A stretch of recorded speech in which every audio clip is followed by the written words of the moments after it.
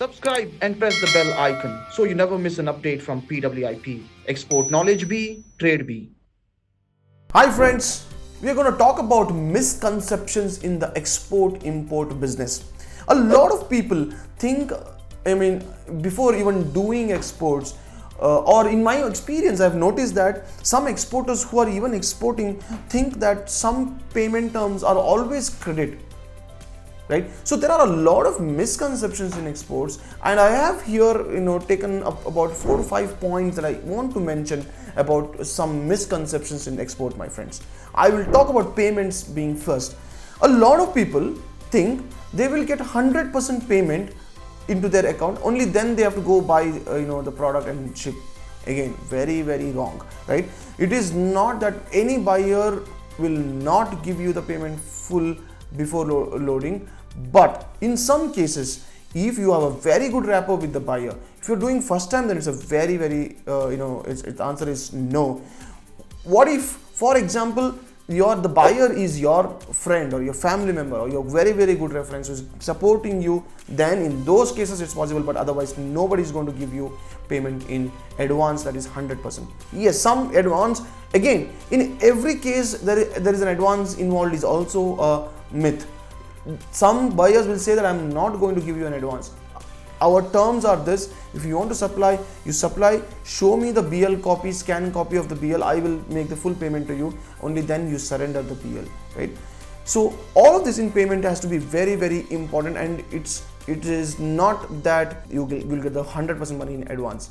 But at the same time, the beauty about exports and specifically the payments in exports is that you are very safe on your payments, meaning even if you don't get an advance, you are going to procure the material, you are going to pack the cargo, you are going to stuff the containers, you are going to load your containers onto the vessel, you will get a BL copy. Once you show this scan copy of the BL, you will get the payment from the customer, and only after you get payment from the customer, you have to surrender your BL, which means you have a control over the buyer. Only after you get your payment, you have to surrender the BL. If you don't get your payment, the cargo is still in your control. Lot of people think that export is a very risky. From the payment point of view, in fact, it's very safe. In a domestic business, when you supply, you have to wait for 30 days, 40 days, 45 days, and then dates keeps on postponing, etc, right? So here in the case of exports, it's very clear. If the customer makes payment to you after you show the scan copy of BL, only then you surrender the BL. Otherwise you don't surrender the BL. And when you make a contract, when you make a deal with the buyer, you make a deal based on this payment terms.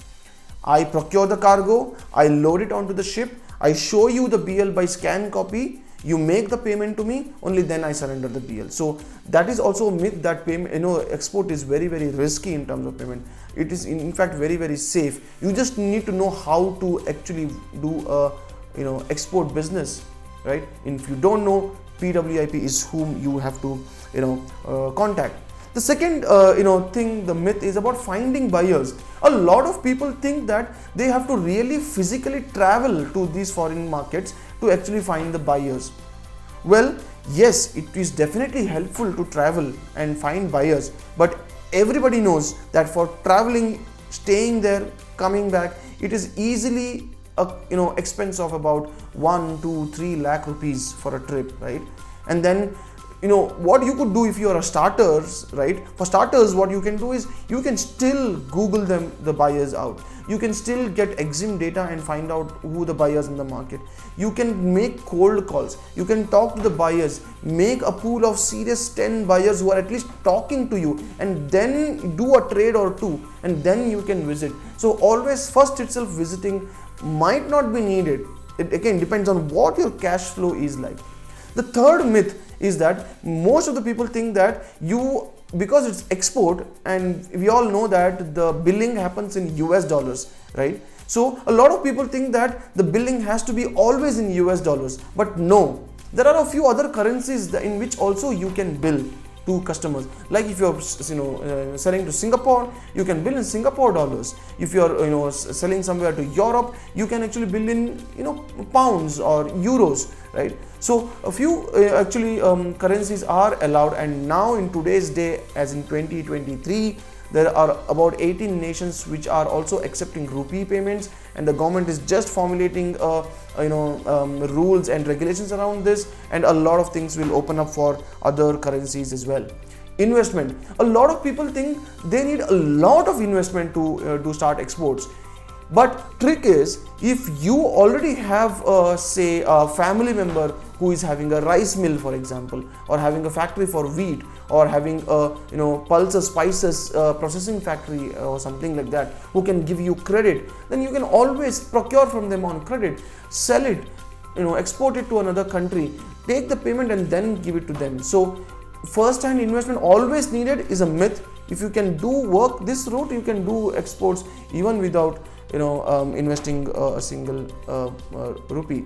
And the last point I want to mention is about losses. A lot of things, I was once in rural part of Karnataka, and a lot of millers in that region think that export is very, very risky. It puts you in a lot of losses. Why are these kind of things are thought of or is a myth? Is because might be somebody somewhere just shipped without even on credit, without even making the clearing the payment terms very, very clearly, right? They didn't take payment before surrendering the BL, and they never got their payment. Somebody's somewhere took it very, very lightly. Somebody didn't focus on, say, quality of the product, that is why the buyer was not happy, and a lot of things like this. So the losses exports is a high loss making or very risky business is a really, really a myth, my friends.